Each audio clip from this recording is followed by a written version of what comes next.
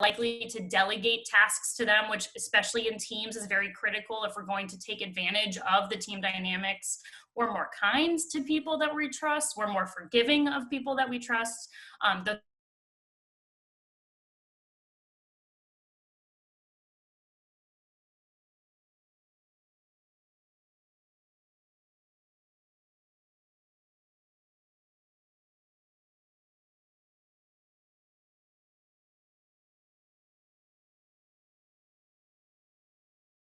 organization itself as sort of a reference, and in the leaders as agents of that organization. So it's basically been looked at every organizational level, and it all kind of corresponds to there are benefits for trust at all of those levels. It's also been really highlighted lately in terms of current times. So the pandemic has really emphasized how critical trust is and just how hard it can be to establish. When things are bad, when there's crisis and uncertainty, people want and need connection and certainty. They're seeking for things to feel certain about, for people to feel connected to. And organizations right now are reporting that they're struggling to maintain trust with their employee base, to keep their employees engaged during this crisis. And so really what this is just saying is that social connection and interaction have been more difficult lately, especially given the virtual settings, socially distant settings, general anxiety, well-being issues that are happening with everyone all at the same time. And that makes building trust more difficult. But at the exact same time, it's also even more important to do it. So you end up in this fun catch-22 where it's very difficult to get, but it's exactly the thing you need, which is why it's so important to stop and really think about what you can do to improve this situation. So now I'm going to jump to a couple of frameworks that talk about different types of trust, and I'll start with a caveat that there's no right framework. I think that these are all useful tools for thinking about what trust can mean to you, to your colleagues, to your subordinates, your supervisors, whoever you're working with and are trying to improve relationships with. But these are the way the literature has broken up types of trust. One framework approaches it from an affect or a cognition-based approach, and that there's an assumption that some trust is built on feelings and emotions and an affective connection to another person, whereas other forms of trust are built off of our knowledge, sort of the calculus around relationships. It's a lot more transactional in nature, and that's cognition-based trust. And obviously, there's some implications here in terms of what these types of trust then mean in terms of how we interact with individuals if you have developed affect-based trust versus cognition-based trust. But there's an assumption here that you can have both types with any particular relationship, right? So in an ideal situation, you would trust for both reasons. Another way to look at this is more of sources of trust rather than types of trust, but it depends on how you want to define it. There's also a 3-stage model that was put forth by Lewicki and Bunker that talks about how trust sort of develops over time in most relationships. And so this suggests that you start off most newly formed relationships with what's known as calculus-based trust. And that's that you have determined there is something worth having in this relationship, and so you're now willing to take the risk of engaging in it without much information to go off of, right? So you're doing some calculus and you've gone, okay, benefits outweigh the risks, I'm gonna have this relationship, I'm gonna work with this person, I'm going to engage with this person. And that's some relationships in the workplace. The next stage, after you've gotten into some interactions, you're getting to know a human being, you've seen them perform, you're starting to get a sense of what's going on, that's knowledge-based trust. It means you know something about their performance, about what you can expect in terms of what they will do in the future. And that's where most relationships are in the workplace. And again, I'll caveat here that this is very westernized research. So when I say in the workplace, I'm mostly referring to Western US-based types of workplace settings. We know that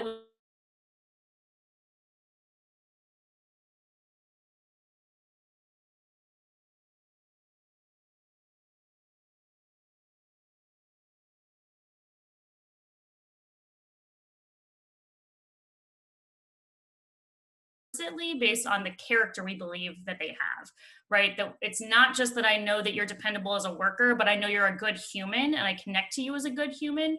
And so we've got this trust that's very rich and very identification oriented.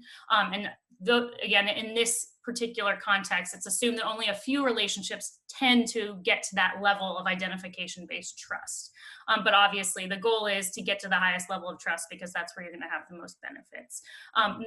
But at the same time, knowledge-based trust is often completely sufficient for the kinds of interactions we're having at work, but it depends, of course.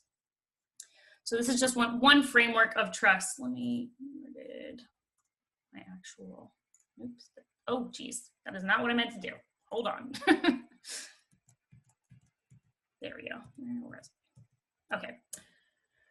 Yeah, so just reiterating here that there are no right or wrong frameworks of trust here. These dimensional models just tend to remind us that trust is complex. That's really the biggest lesson here, is that trust is often multifaceted. It comes from multiple elements of the relationships we have with people, and it's not as simple as meeting one single expectation. There's often very interwoven expectations. These are just some of the typical frameworks that you see in the science of trust. I'll throw out one more that I happen to be a fan of, and that is the one that separates trust and distrust. So there is one theoretical perspective that argues that trust and distrust are very, very related, but separate constructs. And I like this because I think if you've ever experienced this high level of distrust, where you truly have confident, negative expectations of another person, your behavioral response to that is very different than an absence of trust. Absence of trust gives you like uncertainty, maybe I'll wait and see kind of a response. Strong distrust means I'm making contingency plans, I'm double checking behind your back, I'm finding workarounds to avoid you at work because I know you're gonna mess up my thing. That's very different, right? And so this approach to trust really talks about the fact that you can have relationships that actually could have high trust and high distrust, maybe across different contexts. I trust you very much in this area, but not at all in this other area. Or you could have low trust, low distrust, essentially just a very much an absence of certainty. I just don't know yet. So that you can have these combinations of trust and distrust that result in very different emotional experiences, like how I feel about that. Am I feeling fear and I'm skepticism, cynicism, or am I feeling lots of confidence, lots of assurance? Basically, I'm worry-free because I've got so much trust in you. And I like that this really emphasizes that affective piece of things.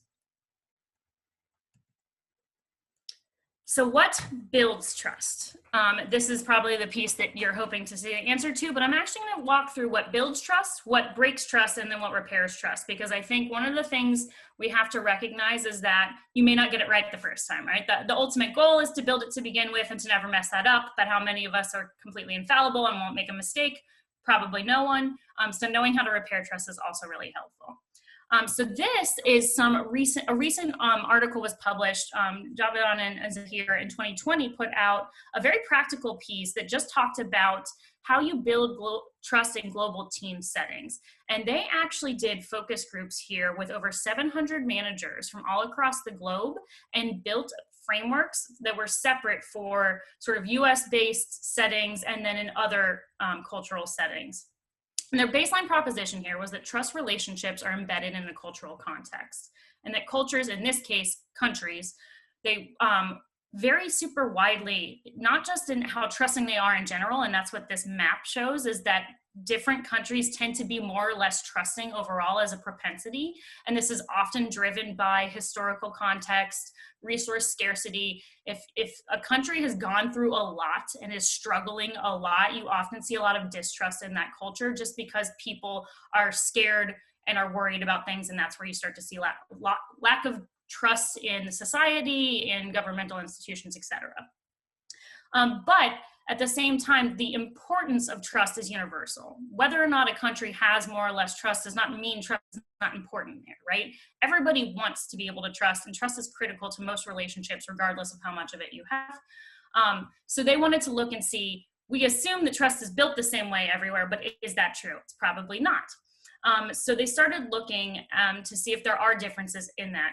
And as an example, to put that out there, they looked at dictionary definitions of trust from multilingual dictionaries. And when you look at English dictionaries, the only dictionaries that mention concepts like ability and effectiveness were the American or English-based dictionaries. When you looked at dictionaries from China, Turkey, Spain, Portugal, Arabic dictionaries, etc., they mostly emphasize personal character and honesty, right? So you're starting to see differences in what builds trust. Trust is very important. Trust is defined in all of these cultures, but what it is looks kind of different. So in these interviews, they distilled this down to like, what are US managers saying is important for trust, and what is everyone else saying is important for trust? And in the American way, as they call it in this article, this is how you build trust. You're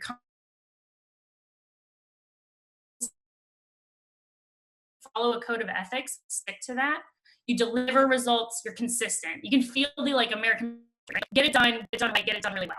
And that, again, makes sense in working.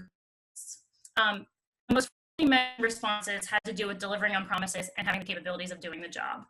And they suggest this stems again from our performance orientation in this particular culture. And as a culture researcher, I'll also throw out the caveat that just because a culture is like something in general does not mean every person is. So if you do not identify with this, that's totally expected and normal. But for a lot of professionals, work is literally the #1 priority, and personal relationships are sort of a secondary thing. We just don't think about them. And we even separate them at work, right? There's a lot of compartmentalization. There's boundaries between work and life, and we tend to talk about it like that. When they did the interviews with people from a non-Western perspective, they found very different themes. Now they were talking about style. What is the vibe the person puts out there? Are they friendly? It's very intangible too. It was hard to explain, and it depended on the particular cultural context they were talking about. Do people pick up on implicit social cues and follow those well? Does the person fit with the group? A newcomer has to show enough willingness to integrate, to be part of the new team. That was very critical in these particular interviews. First impressions. Initial presentation of an individual is deemed very important. Friendliness right off the bat was very critical. Social time, and I think I like to focus on this one. Some of these other things, and like, again, as a diversity researcher, I get worried when I see the words, things like first impressions and style, because you can get into some very tricky areas where you essentially start deeming whiteness as being the ideal version of all of those things, and that's not good, right? So those are a little harder to manipulate, but the social time piece is a really easy way to get past some of these differences across what builds trust, right? And that some of these things are hard to control, but this one has clear implications. We can build bonds more easily if we get to know people as people. So maybe your first impressions don't set you off on the right foot because there are differences in cultural assumptions and cultural presentation, but maybe that social time allows you to get past some of those misconceptions or any stereotypes that are unintentionally triggered at the beginning of team formation, right? So the social time piece, I think, is really critical, and we've got a lot of people in ICCM that have had tons of global virtual team experience, lots of expatriate type experience, and you often hear very similar stories, which is like, it's just so critical to stop and sometimes share food, share drink, get to know people, ask about their families. That often is the first step to getting past some of these issues at the beginning of a team formation. So they put forth what they call the 3D process for building trust. And this essentially says you want to discover what the national approaches are to trust in your team. So if your team is multinational or multicultural, get to know what their approach to trust is. Discuss those similarities and differences in trust building, and use that to develop a team-based protocol or a team-based set of norms for how you will build trust. What's going to work for your team, what's going to work for whoever you're working with, right? So this is sort of an individualizing approach. What's funny is, like, this is interesting from a theoretical perspective. It tells us a little bit about what was in this data set, but every team's going to be different. You don't know which, if you're working in certain settings, you could have teams that are comprised of many different nations, and now it's going to be very hard to learn 5 different nations if it's a multinational team that's from 5 different places and figure all that out. But you can at least talk about it and then find some shared ground, come to an understanding where everybody's on the same page and agrees to go in that direction. So now I want to shift into a little bit of my own research in this area, because I find this very interesting, but I did a very similar study myself. I was funded by the Army Research Institute to develop, or at least start developing. It was an early career grant. I was very early on in my career, and so it was a smaller grant and sort of focused to start developing a theory of trust development, violation, and repair across cultures. And so the first step of that was to, and in fact, most of the funding was oriented towards interviews. We were doing critical incident interviews, very similar to what the other study did, but in this case, I wasn't just looking at trust development, but also that violation and the repair piece. And so our interviews sort of walked people through a set of questions where we asked them first to tell us what trust meant to them, then what developed trust for them, but then also to give us stories about times that trust was lost or violated in the workplace, and then times trust was repaired after it was lost or violated in the workplace.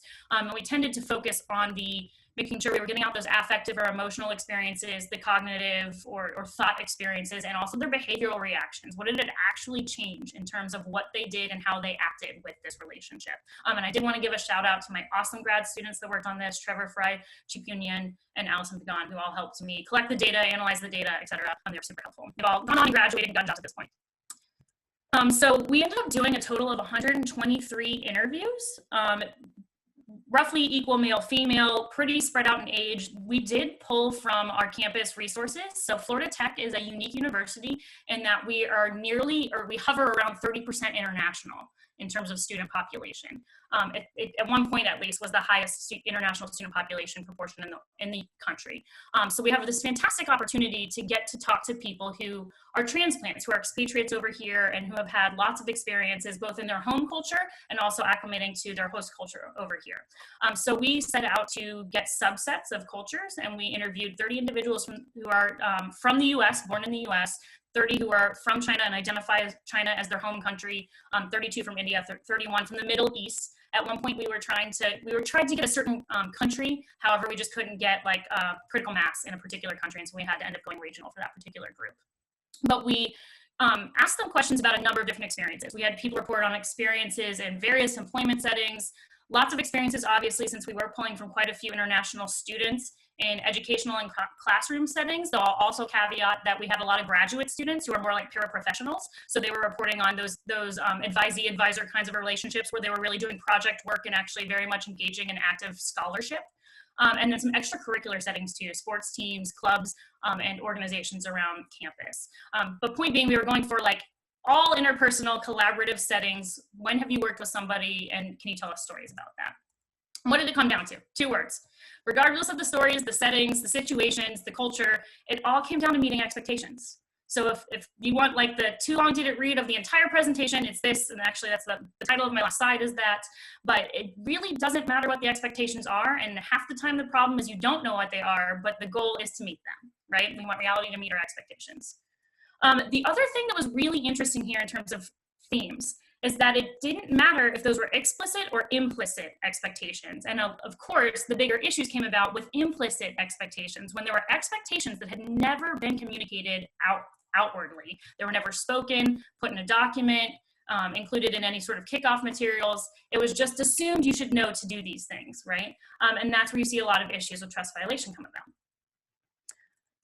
So what were the expectations? We did pull out some themes in terms of the common expectations you saw described. And because again, I think we are working across cultural boundaries here, but they're all in very performance-oriented settings. Performance was a big theme. Even across all cultural groups, you still saw performance come out because they were either talking about getting things done at work or getting things done in classroom teams. And it was just really important that you actually do the work, right? And so you see that people were trusted because they did well in school, they showed up to class prepared, or in the workplace, they get a lot of stuff done, they get it done really well, they go above and beyond. And I love that phrase, and you'll see that a couple places, but going above and beyond is like the bonus points of trust, right? Meeting expectations is the minimum. Going beyond them is where you really start to see some benefit. Predictability. So not just getting it done, but getting it done predictably, every time, on time, never going back on your word. You know what to expect with this person. You notice that they're more reliable, they're more dependable. Faith. So you see some of the words that you all pointed out in that word cloud coming in through these descriptions of what was building trust in these relationships. You also saw a lot of references to benevolence. So again, some people emphasize the performance piece, other people tended to emphasize this benevolence piece, and you did see some cultural differences here where non-US cultures tended to emphasize the benevolence a bit more. He cares about if we're feeling bad, he'll ask you how your day is going. This was a quote given about a manager in a workplace. He's different from a lot of other managers because they don't do that, right? So this had nothing to do with the work, but the trust was being built because that manager was treating the people like people and caring about them as human beings and their well-being. Another quote, just in a team, you know they're looking out for you and the team too, and not just themselves, right? This lack of selfishness or unselfish behavior going out to help the group or help the other person.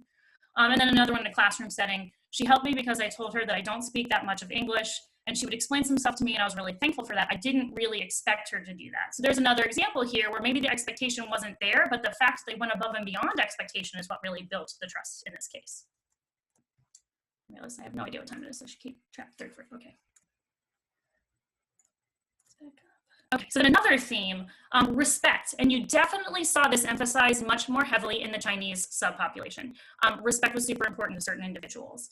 So if you don't respect each other, if you don't speak in a respectful way, that was very violating of trust. You didn't get trust in that case, right? So they have to be able to share some kind of common values, and first respect, there should be first respect to each other before there is any sort of relationship that is built.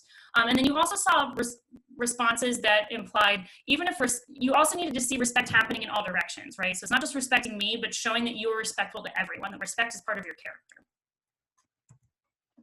This one I think was slightly unexpected and heavily emphasized in our Middle East subpopulation, confidentiality. So there was in many cases, implicit assumption that when you work with other individuals, that there's quite a bit of information shared between you that is confidential nature.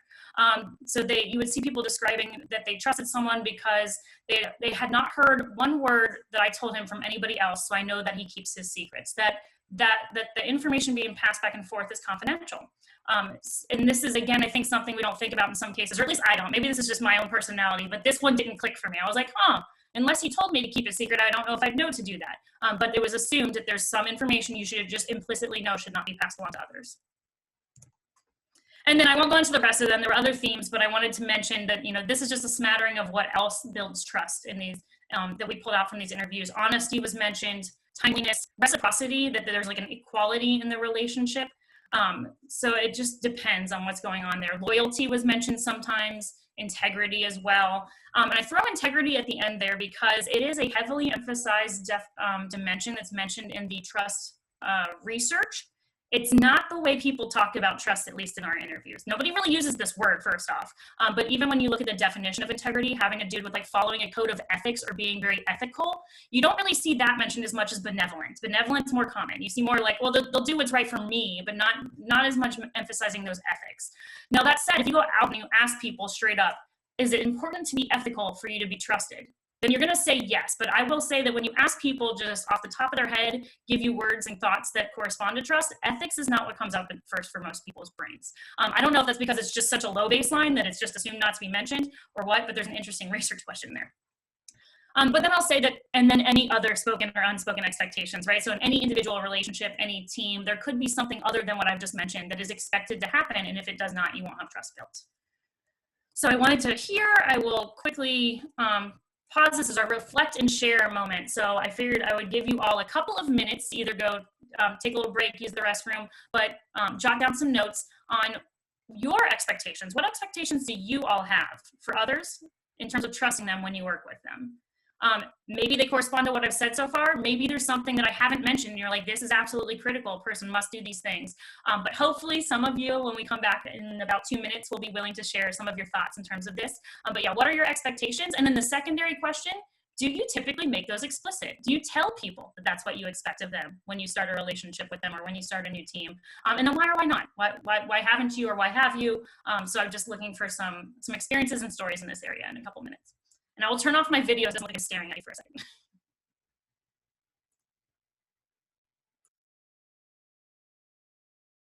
That I've never experienced in my whole life. No. Yeah, I'm breaking technology in brand new ways. Let me restart my slides and see if that fixes it.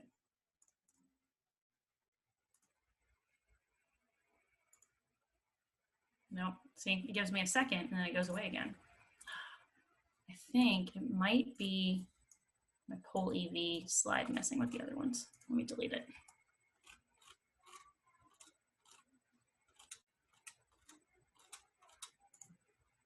Now try.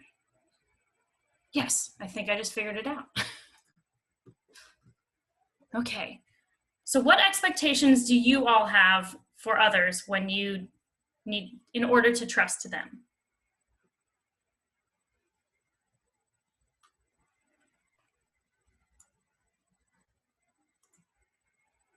I guess I can start. I'm John. Hi, John. Hey, Jessica. So I'm going to start off by saying I was born in America, so I'm American. But I also have some, looking at your slides that you showed, I do have some qualities of Asian affect and from my culture. Mm-hmm. And my first word to you was confidence, defining what trust was. I put confidence and discretion. and which is like Middle Eastern-ish. But for me, that's so important. But the things that you mentioned for Americans is also important too. So the thing is, all those things are high in my definition of trust, and I don't say it to people. I expect it.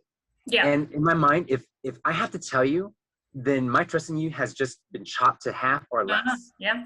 Yeah, if I have to tell you. Now, in the work setting, because we have to work and we have to be verbal in what we say and put our expectations out there, I'm fine with that. As to be a leader or to be a team player, you got to say it so that people can follow it if that's what you want and that's what you need, right? But personally, that's how I am in regards to trust. I'm not saying it. If I do, then you're now seen as different. Yeah, that's actually part of the expectation, is that you know what they are beforehand, which makes a lot of sense. And actually, I would imagine then too, to some extent, the way you trust at work differs from the way you trust outside of work. Correct. Right? Yes. So then loyalty comes in when it comes to more personal, social. Now, at work is work. You don't have to have loyalty to do work properly, right? So that's where that because the word loyalty came in, when you gave your lecture too. And I thought, oh yeah, I do. To me, loyalty is high up in there too when it comes to family. Right. Not fealty is too extreme, but, right? Yeah, that's too extreme. But loyalty is right up there, especially when it comes to blood and relationships. Yeah, for sure. And what you'll see too, and I'll talk about this a bit, that you'll see some differences in those personal and work relationships. Sometimes the way that we approach them across cultures, individually and across cultures. Yeah. Any other experiences? I'll go next, sure. if that's okay. Lots of really interesting stuff, and I'll follow up on what John said. I'm a multicultural, multilingual person, and I definitely noticed those differences that you elucidated, between the American style and the non-North American style. So I think that honestly, being respectful and thinking of others, not being selfish, to me, are where I really, you gain my trust and you lose my trust, because we're not going to get to the point of confidentiality before those basics are met.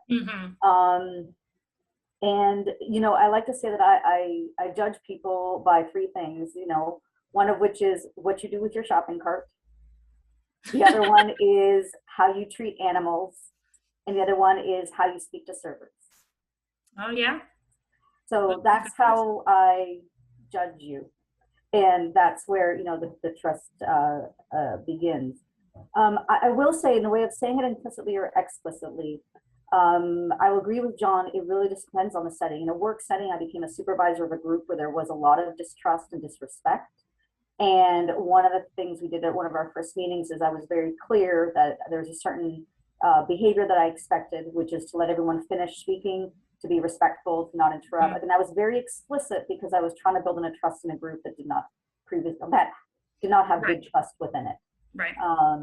And otherwise, a lot of it is implicit. I would agree with John, but since two of my cultures are very direct, I will sometimes straight up tell people, that really makes me lose some trust in you. I expected this of you. But once again, within the context of I won't do that at work, but I will certainly do that with a friend who I thought was a friend. And I'll flat out say, you know what? I don't know if I would consider you a friend anymore because you did X, Y, Z. Thank you. Yeah, very interesting.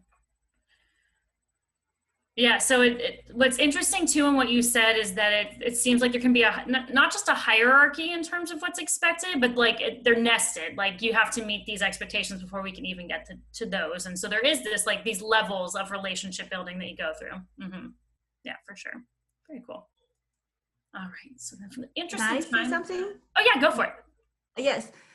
So my background, I have a Chinese background, China background. So in our culture, the criteria we try to build up trust is based on what you do. What do you do? Not only based on what you say. So it's not easy to build up trust from very beginning. So we would like to observe the consistent behavior patterns that can be considered trustful. Then decide this person is trustful or not, and decide whether or not to have long-term collaborations or relationship. Yeah, on the other hand, there's a lot of people, they're very good at saying things, but they may not be very good to commitments and really get things done. So that's type of style or patterns usually will break the trust. Yeah, absolutely. And I think you speak to one other theme that came out, which is that for some people in some cultures, the trust it's innocent until proven guilty, or guilty until proven innocent, right? And so like in some cases, you don't get trust until it is verified and earned. You've had time to watch and observe and actually build that up. Other people go, I'm just going to assume you're trustworthy from the beginning, and you have to lose it before there's a problem, right? So you see very different individual approaches to that in terms of how quickly you can build up trust, or does it exist without any prior knowledge? Just a quick question on that. Something that I've always wondered about, is that more of an individual thing or a cultural thing? Because I'm one of those people that starts assuming trust and then I keep getting hurt, and then others are different. So I just always wondered, is it individual more, or is it cultural more? Is it? This is a hard one because, again, as a culture researcher, I don't know if the answer can be defined as more, because there's definitely both, right? There is within culture variation and across culture variation, and that cultures on average differ from each other in that way. But then of course every individual within that, depending on their multicultural background, their experiences growing up, how they were socialized, the school experience, all the things, right? You can get very different outcomes at that individual level, where people either look like they're prototypical cultural member or they don't. And so it just depends a lot. I must agree with Yuan and Sophie, what she wrote in there. I feel like the consistency of the two things, of what you say and how you act, needs to coincide, needs to be congruent. And if I find that if there's some sort of, unleveling or mishap, or, like one thing is one way and the other thing is another, that to me makes one of my eyebrows go up. And when that starts to happen, when I start to get suspicious, your next move, your next step, your next words will account for how I see you after that. Yeah, for sure. So yeah, and with those meeting expectations, again, I think you're right. If you say X, then you need to do X. And if that's not how it goes, now we start making, and we'll talk about this, but attributions. Was that a mistake? Did you not realize? Or are you being devious? Are you trying to trick me? Are you malicious? What is the motivation behind that mismatch? And so then that's when you figure out, like, is trust going to get violated, and is it ever able to be repaired? Because it very much depends on how I interpret that situation. Yeah, for sure. So you're actually, this is alluding to a couple of the other insights that are coming along here. So I'll keep moving so that we can get through these slides. But one of the other insights we had, for some, trust is very holistic, right? You either trust a person or you do not. You are trusting a person.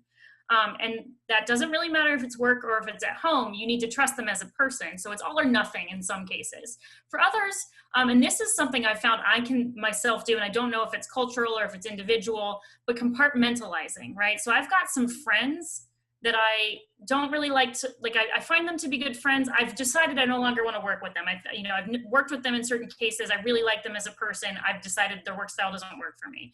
I've got people that are the other way. I like working with them, but really wouldn't think that they're going to be my friend on the side. That's not really, we have a very professional relationship, right? And so I can compartmentalize those things, but not everyone can. A lot of people are like, it doesn't matter which context you burn me in, our relationship is done, right? So there's some interesting differences there in terms of what you're dealing with. Oh, go ahead. I have a question. Does age, generation have something to do with this as well? Because I'm middle-aged, and I'm finding that as I'm getting older, I'm feeling, if across the board, if I lose it, I want to lose it.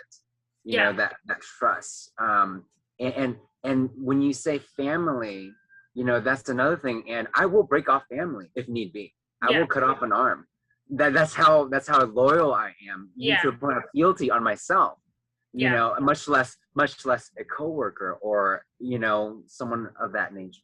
Yeah, that is a great question that I don't have an answer to. I have not looked into the literature on age and the generation stuff gets tricky. It's really hard to separate age and life phase from generation, and so it's hard to know which one's causing differences when you look at those groups. But that would be an interesting thing to look into. I'm not sure if there's differences there. There was something that triggered another thought. Oh, but yes, speaking to like willingness to essentially like cut off or to turn your back on family, you do see very big differences. And I think, again, this is anecdotal to some extent in culture there, and that some cultures are very like nuclear family oriented. And so cutting off extended family is like, okay, you can do that. That is like literally fabric of certain societies. Like that would be like unheard of in certain cases where like extended family is quite literally the underpinning of societal values, right? Where like that's more important.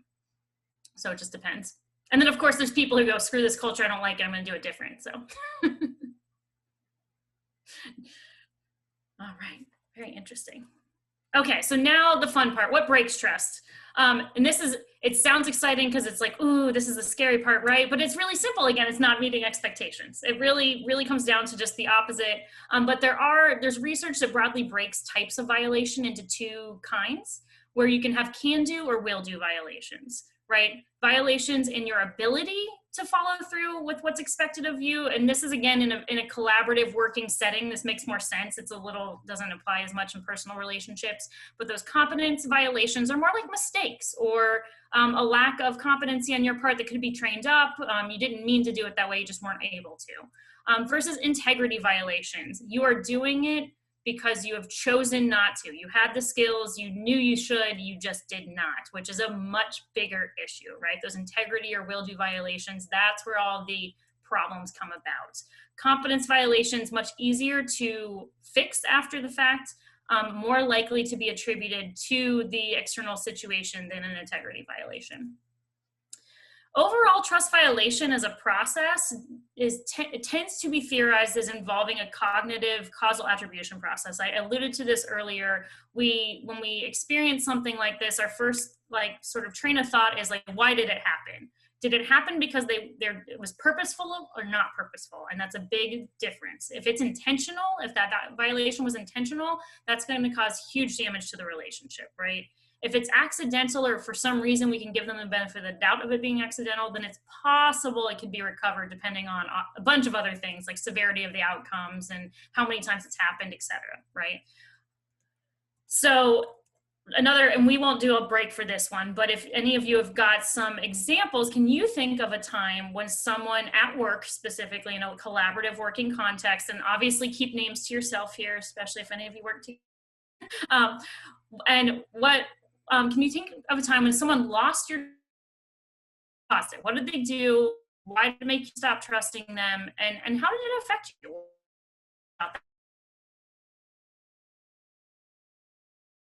And while you think, I'll give an example. And the student that this happened with is very aware of this, so I'll throw this out there as an example. I had a graduate student, fantastic, super competent, really, really, really engaged, doing great work. Started thing off on the side, not in any intentionally malicious way, just being almost political capital, like saying things in order to like open doors and using information that benefited them. And I had never really said you shouldn't do that. Maybe this is a mentoring mistake on my part. You shouldn't go around saying things about your team to other people that could look bad. But we found out through secondhand means that was happening. So we actually had to sit down a student and be like, listen, what you did was not okay. It's sort of damaging the culture of our organization because people are now afraid to say things. That confidentiality expectation is being violated. Explain to us why you were doing this, or did you even realize you were doing it? And part of it was complete unawareness. They're just talking and having fun and didn't realize what they were saying was having harmful impacts. And then number two, again, just not really thinking through the level of ramification. They just didn't understand the nuances of how reputation works and how this could affect reputation, et cetera. And we got very quick turnaround when we addressed that issue, right? So it was a little awkward, had to very like head on confront the issue, tell this person that they had violated expectations, but we have had a very good response since then, at least I think we have, with that individual, and we're now back in a very positive working relationship. So that's an example more of an unintentional, non-task related violation, and it was an integrity violation, but not intentional, if that makes sense, that we experienced. It looks like we've got a story. Signed a contract, delays. Oh yeah. So yeah, basically not following through with a particular, like with a contract that was expected. That breaking contracts, and that's an explicit violation in that case, right? That's a big problem.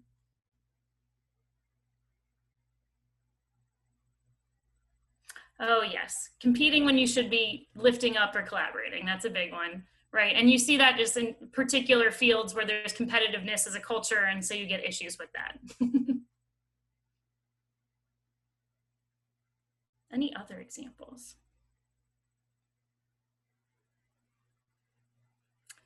Oh yeah. Yeah, and so when an organization violates, trust like that in a way, you can end up having turnover because you've lost the loyalty of that employee. So you've got to be really careful with that kind of stuff. But yeah, it can have a big impact. So we'll keep on moving here. All right, so that's the trust violation piece. And you'll notice it's short because again, there's no new lessons here other than if you don't do the stuff you were supposed to do in the first place, you will break trust. We did look at, again, some of the outcomes of this, like how do people's reactions differ in terms of when you break trust? And what you see, again, is obviously like withdrawal of what was already there. So if you were delegating, you were collaborating, you were being open, you see removal of that openness, people start being more standoffish, they start pulling tasks away from that person because they don't want them touching whatever they messed up.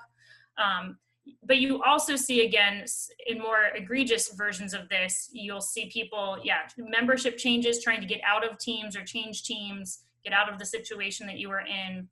And you'll also just see a lot of cognitive resource drain where people are now worried about things and they're ruminating on the violation, and it's really just taking up a lot of space in their brain with that violation. And if you've ever looked into the team conflict literature, I think trust violation and conflict are probably the two different versions of the same thing, or maybe one's a specific version of another. But that literature really speaks to that same thing, where like when you experience conflict, you can get into these terrible cycles of ruminating on it and of allowing that to color perceptions of the future. And so now we're like confirmation bias and we're seeing it where it isn't even there, and it can become a big issue.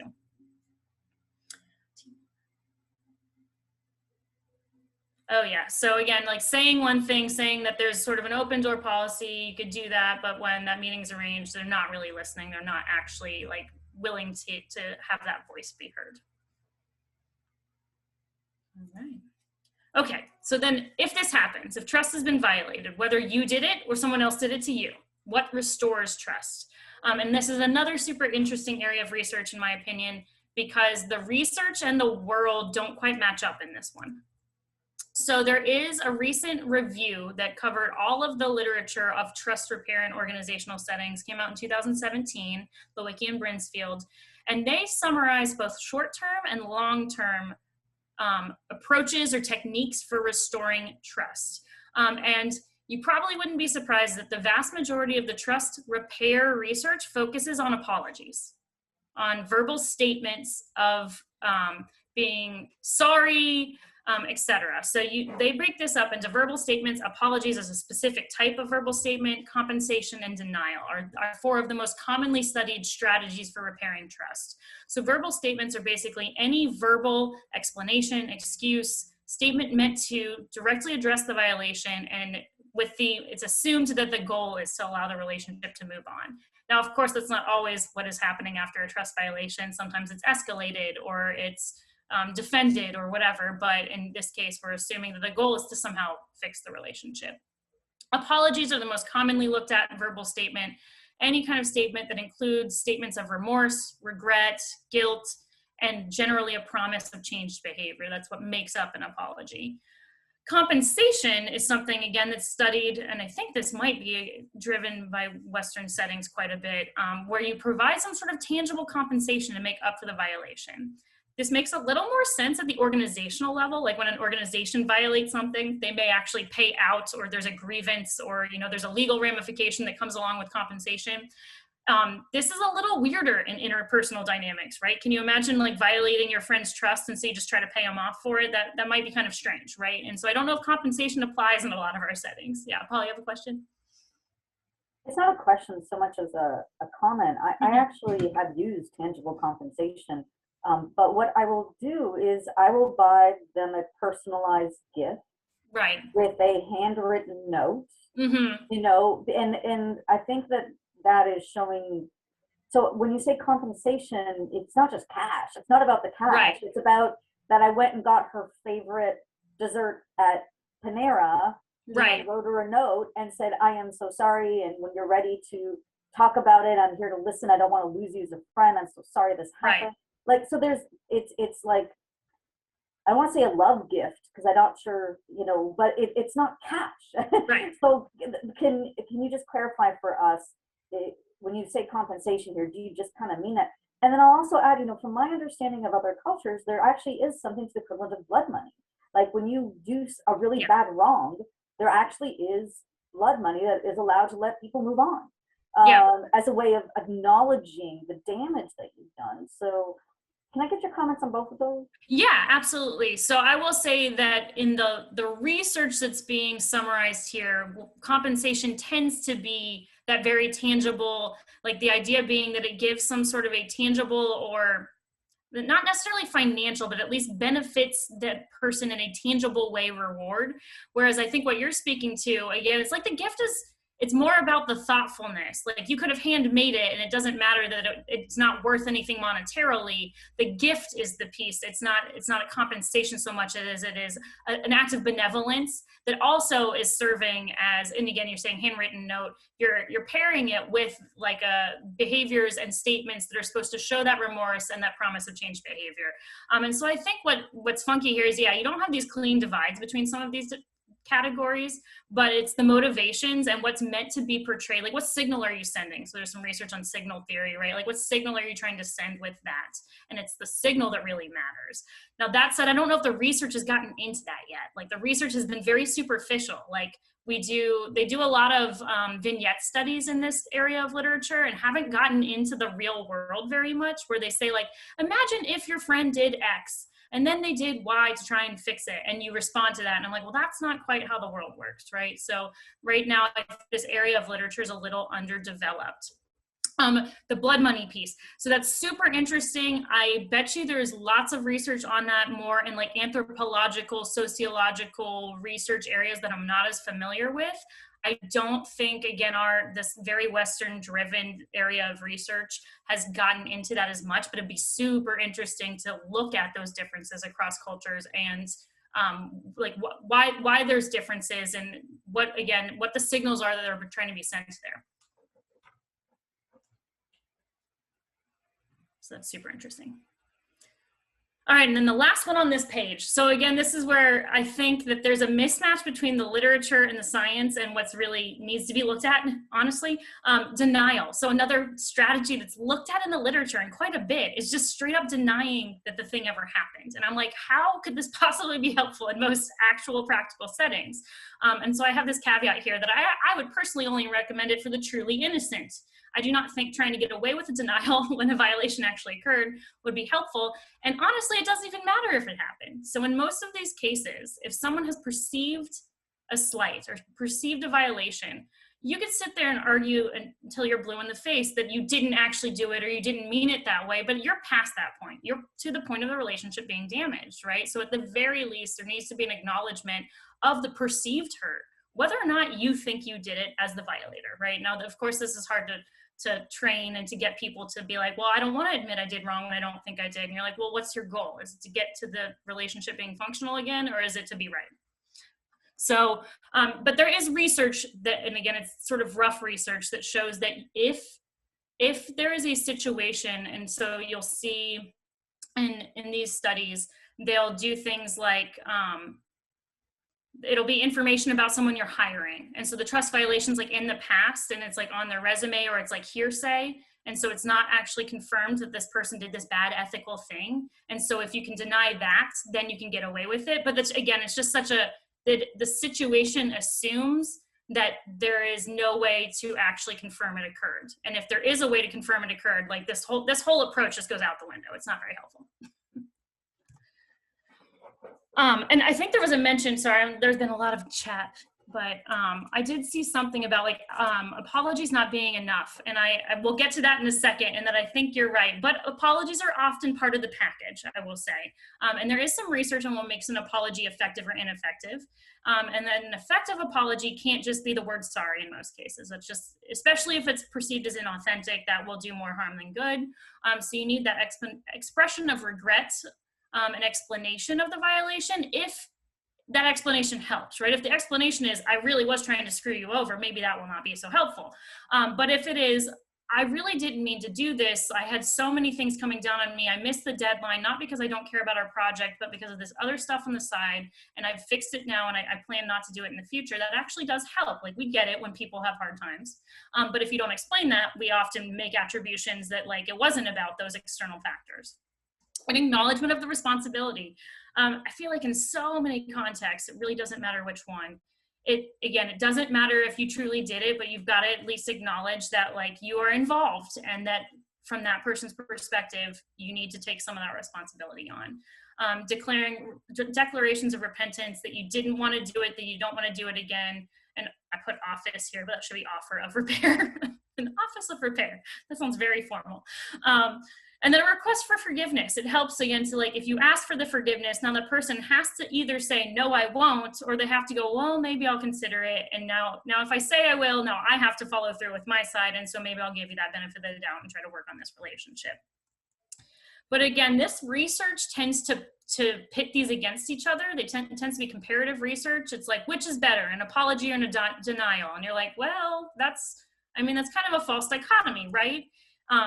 They also talk about long-term strategies here. I don't even really need to go through these, but structural arrangements, which is more like making the risk go away, right? Instead of fixing the relationship, you put formal policies or procedures in place that limit the possibility of this going wrong again. So this is almost like circumventing trust more than it is repairing trust, but it reduces the need for it, essentially. They mention reframing, attempts to, and again, these words make me feel, ooh. Attempts to shift blame, explain away, or minimize perceptions of damage. I think there is a way to do that in the right way when again, something was truly unintentional or there were external factors at play. There's a way to reframe that in a way that still acknowledges the hurt, gives that person voice, lets their grievance be heard, but also says, okay, I totally get it. That must have sucked from your perspective. If I thought that's what had happened, I would be hurt too, but here's how I saw it, right? Forgiveness, so signaling a willingness to preserve the relationship. This is more from the person that is forgiving's perspective. And then again, they mention silence, like just avoiding it, which again, I would not recommend that basically ever. It's only helpful. They mention even here that it's only helpful if you need time to build an alibi or you need to hide evidence. I don't even know why they mentioned this in the literature. It was very weird to me when I was reading this review. I'm like, why is this in here? What about if it's that you're keeping a secret? Then staying silent is a good thing to do, isn't it? Right. So again, I would label that as maintaining confidentiality, which is a little different from how they were framing this silence piece, which is post-transgression. You just don't acknowledge the thing that happened in the hopes that eventually something will happen where you can deny it appropriately. It's like the waiting game until you can deny, which again, I found this feels very shady to me. So we did our own research in the ARI grant and actually asked people like, what repairs trust for you, right? Like when you have repaired trust, when these stories have happened, what has worked? And I think you guys alluded to this already. It's not a one or the other thing. It's an all of the above approach. It's most trust, when trust is repaired, it's repaired in a number of different ways. It takes time and repetition of those acts of benevolence, etc. Because we were focused on work settings in particular, not personal relationships, you saw the phrase going above and beyond used repeatedly. If you mess up in a project team and you somehow hurt the project, right? You dropped the ball, you missed the deadline, you did poor quality work, whatever it happens to be, the best way to fix that is to step it up for a while, right? To really show people a renewed sense of commitment to the team, to show that whatever you did was unintentional and you do have the capability and the willingness to do it better moving forward. So going back to minimum expectations of performance is very much necessary. Bumping it up and picking up the slack or adding a little extra on top or really like pushing things through quickly, that really helps that going above and beyond piece.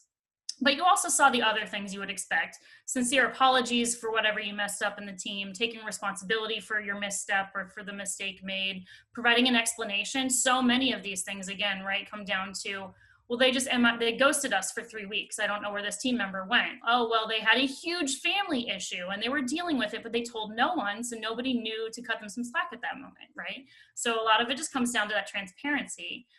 If it was something more integrity-based, so showing extra kindness or benevolence, if for some reason you're all of a sudden questioning their character, like, are you actually here to help us or are you selfish? Well, okay, no, you misinterpreted. I wasn't being selfish. This is what I meant to be doing. And then showing that extra kindness or benevolence. And then I'll mention the adjusting expectations because that's almost the flip side. So in most cases of trust restoration, it requires the violator to do something and to do something of their own volition in an authentic way where they really mean that they're sorry and they really want to fix things. There were some instances where we heard people describing, and I guess this is maybe an individual difference, well, I guess I just expected too much of them in the first place, so I just stopped expecting that, right? And so the relationship continued and there was outcomes of productivity, but what happened is that the trustor lowered their expectations because they realized they were expecting too much of that particular individual. And I think that tended to happen more in the competence area, right? Where like maybe you just put too much on one of your newer team members and you didn't realize what their limits were, right? And so you can sometimes see trust repaired from that perspective. But overall, all these things sort of happened in some combination. People were using like packages of trust repair, right? And it often took a little while for it to work. It wasn't instant. It wasn't like one apology and one day later you were good. It took a little while to see that consistent behavior over time. All right. Whoops. Oh yeah. So then any stories then from you all in terms of relationships that maybe were a little rocky, but you got it back to a good place at work where you were able to repair trust after some sort of a violation occurred?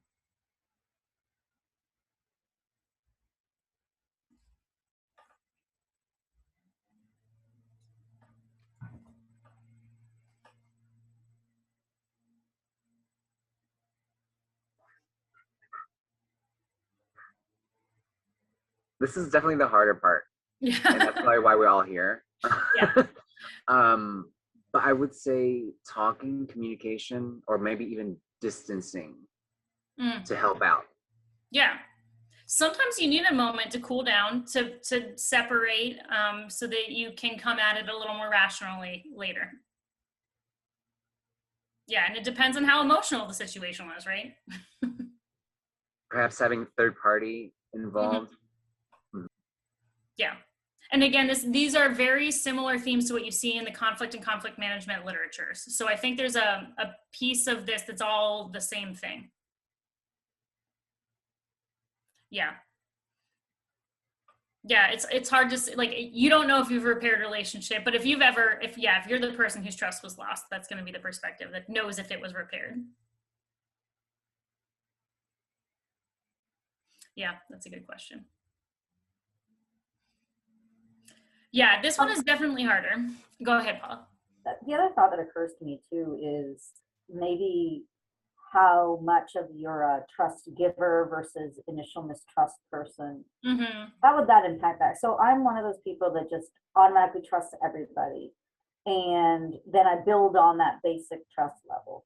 And the thing that I alluded to in the chat that happened at work, that person really broke my trust. And I cannot imagine how we could repair that relationship back to what it was before. Right. And I don't know if that has anything to do with, my personality, being Scorpio. I'm just joking, but, or, being someone who gives a lot of trust. So then when you break it, you've really broken it, versus someone who already starts from more of a mistrusty thing. So when you break their trust, they're not as surprised, so they're not as hurt. Right. So those are the thoughts going through my head. Yeah. And I mean, again, I think you're right. And one of the other themes we pulled out of the interviews was that for some people, especially like, you know, obviously it depends on severity of violation, but for some people it was like, it doesn't matter what you do from here on out. Like once you burn me, it is burned. And then other people were a lot more willing to give people a second or third or a fourth chance, right? So you see very big individual differences in that.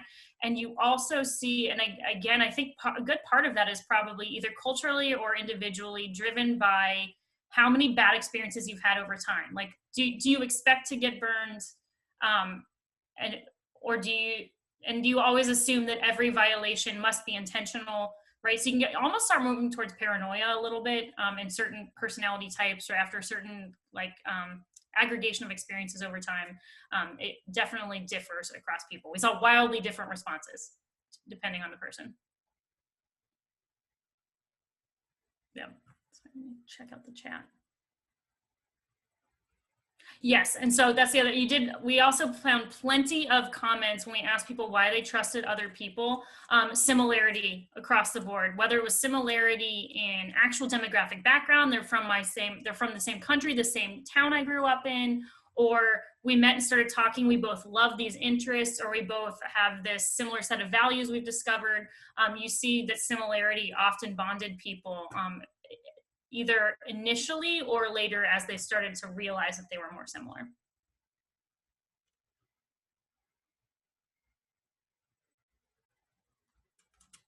Yeah.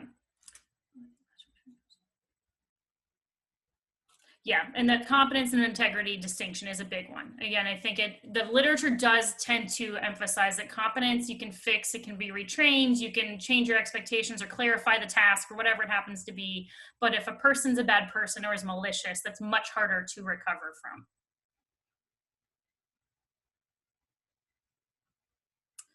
All right, I think we got about 10 minutes left, so I want to make sure I still touch on the psychological safety piece.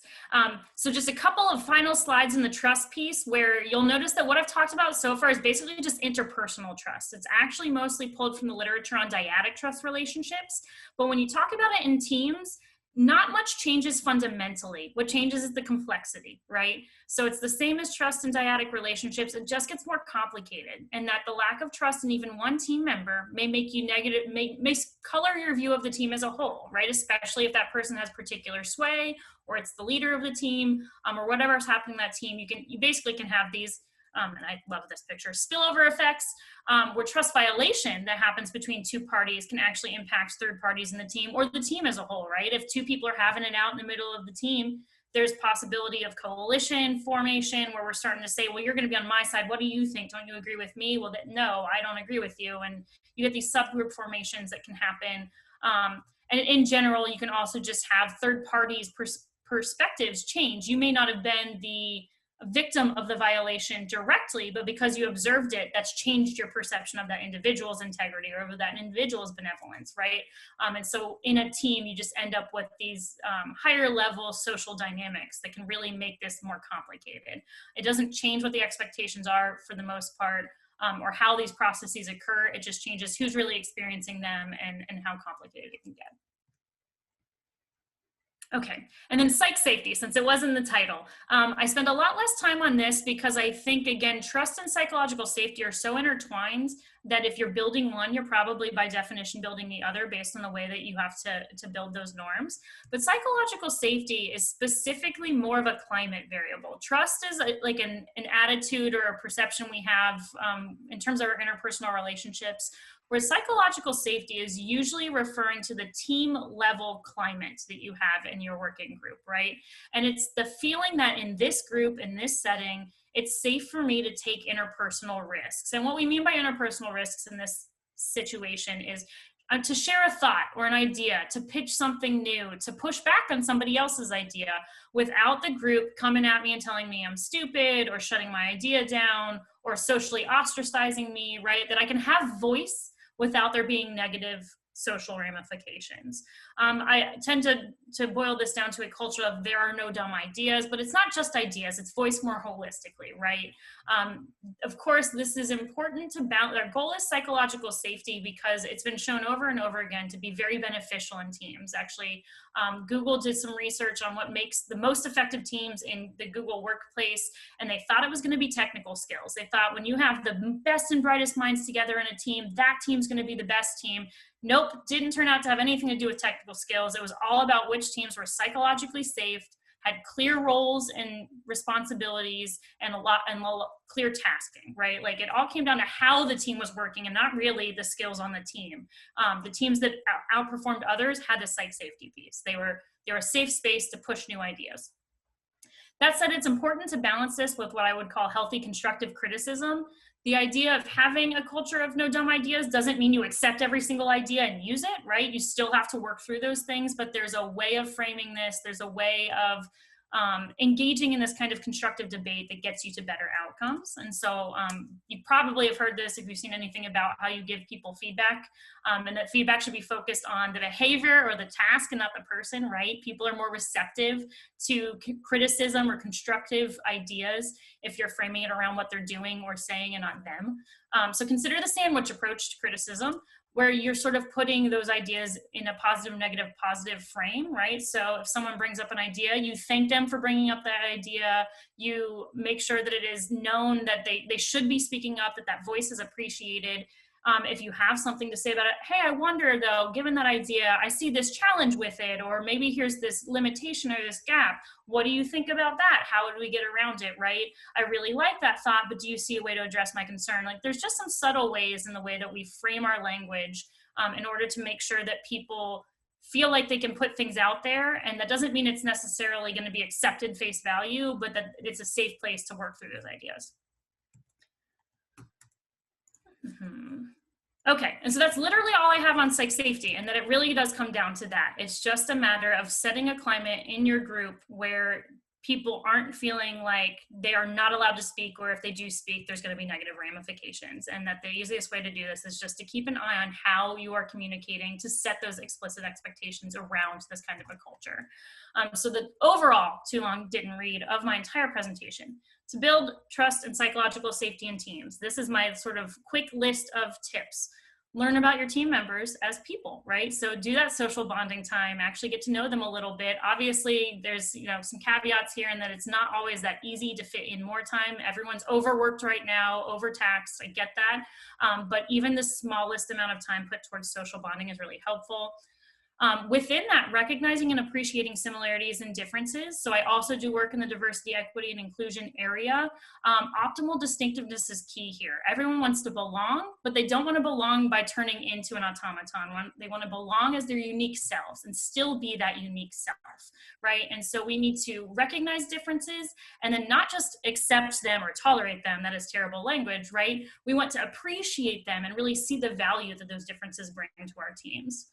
And then number one, discuss and reconcile expectations up front. In work settings, to some extent, again, if you're not getting what you want out of your team, you're just gonna have to look and see, can you figure out what's not being met as an expectation, and hopefully fix that with some explicit communication, really confronting violations head on, getting people to realize what they should be doing and why what they're doing is not meeting those expectations. But the goal overall is to be all the good things still. Like it's not super complicated, and that we want all of our coworkers and ourselves to be nice and benevolent, honest, helpful, dependable, high performers, right? So if you can be all of the things, that's probably the easiest way to get to that place. Yes, I can send the slides to Chris and Lauren later. And then when it comes to those expectations, if you are the person that knows you are not about to meet those expectations, then give fair warning and explanation. Don't wait until after you've dropped the ball to explain why it happened. If you can warn people ahead of time, that they may be able to reorient and do backup behavior to cover it for you. And maybe they'll be happy to do that, and it actually makes them feel bonded to you, right? But if you just go, oh, I don't know, I'm probably gonna miss this deadline, but I'm not even gonna think about it. Whoops, I missed it, right? That's when violations happen. If others don't meet your expectations, try to be that right amount of forgiving. Don't get trampled on. Don't let people just do whatever they want. Obviously, you need to get to high performance at some point. But assume that there could be an explanation that you don't know, that it could be external circumstances, or maybe they're just not aware of the fact that that expectation was in place, right? So if you can give people that little bit of the benefit of a doubt, you know, at least the first time around, that's really helpful for recovering those relationships. And then with the psych safety, encouraging all team members to contribute ideas and praise those contributions when they do make them. Even if you do have critiques around them, that's totally okay as well. But that's my sort of short list of ways to build trust and psych safety. All right, and that is the end of my slides with 3 minutes to spare. All right, what else do we have? Any questions, thoughts, other contributions? Here, I'll stop this since I don't need slides now.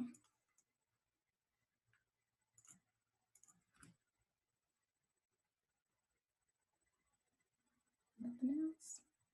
All right. Well, I think with that, we are done. So I assume, Chris, Lauren, that we just sign off from here. Do you have anything else you have to say?